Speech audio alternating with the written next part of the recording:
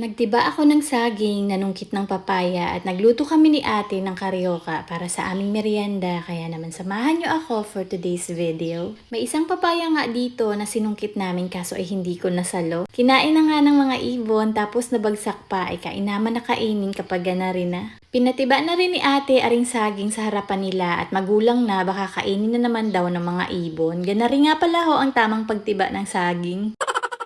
Pati nga rin ako ay nabigla sa ginawa ko. Parang naawa din ako sa mga saging. Hindi ko man lang naalalayan ang pagbagsak niya baga. Pero ayos lamang yun kako at mababa na rin naman yun. Wala namang nasaktan. Bangalan nga pala ang tawag sa saging na are at tamang pangkain lang namin. At para mapabilis ang hinog ng saging, isinawsaw ni ate din sa kanyang mahiwagang tubig. Isang pili nga lamang muna para hindi sabay-sabay ang hinog. Kaulanan nga ng hinukay nila ate aring balinghoy kaya hindi na ako nakasama sa paghuhukay. At kalahating sakong balinghoy nga are. At kukuha lang kami ng konti para sa gagawin naming karyoka. At yung iba ay asumani naman namin sa ibang araw. Marami din kasing pwedeng gawin din sa balinghoy na pang merienda. Kahit mga simpleng luto lang na hindi na kailangan gumastos pa ng malaki. Pero pag naluto na social na yun para sa amin. Pagkatapos nga namin pagbabalatan ay saka ko naman hinugasan. Talaga namang may isang bata na hindi nakisama ngayon at ayaw matulog. Sinubukan ko nga ding patulugin muna kanina bago kami magsimula kaso ay baligtad na naman nga ang nangyari at ako ang pinaidlip. Kaya hayain na nga lamang at pag pinagalitan mo pa yan ay atawanan ka pa niyan. Lahat nga ng mga inagawa ko ay gusto ring gawin. Mapapabilis talaga ang paggawa namin kasi hindi lang si ate ang katulong ko kundi tatlo na kami. Gana ring mga bata talaga na ang kasiyahan nila ay yung iyamutin ka baga. Simula sa pagbabalat pa lamang kanina, paghugas at pagyayadyad at pagpiga na ring balinghoy ay talaga namang disawsaw din. Bali sa pagpiga nga pala ay mas maganda at mapadali ang buhay nyo ay gamitan nyo ng malinis na tela o kung meron kayong net. Pero dahil gusto ko yung nahihirapan ako ay di kamay-kamay na nga lamang.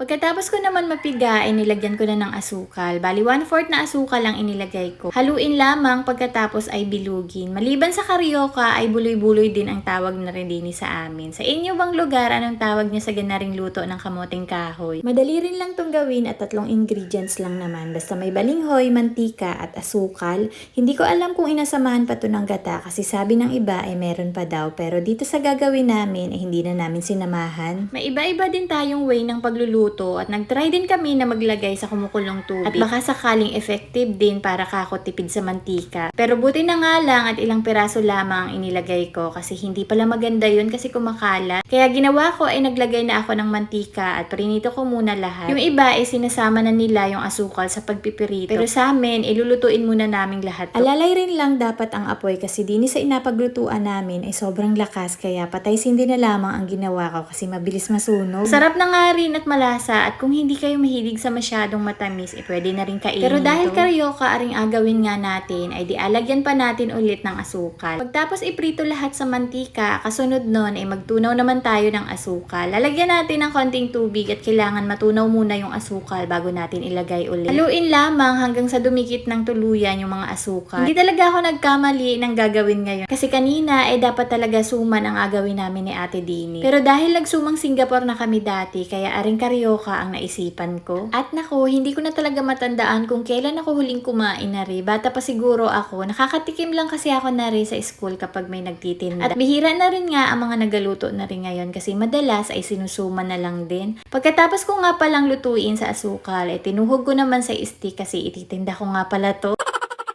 Pero parang lugi pa ako kapag tininda ko to. At arin na nga ang ating kasaba karyoka na talaga namang natatakam ka na Huwag ka mag-alala at akain na nga lamang kita. Ba talaga ang sarap pag ikaw ang nagluto? Bukod sa ikaw yung unang makain, pwede mo na ring ubusin.